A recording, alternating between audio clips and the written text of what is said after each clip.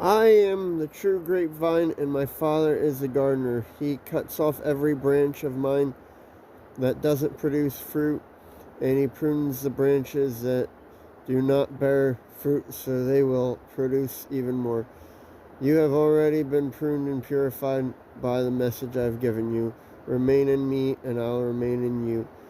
For a branch cannot produce fruit if it is severed from the vine, and you cannot be fruitful unless you remain in me. John 15, verses 1 through 4. I hope you all have a wonderful day, and God bless.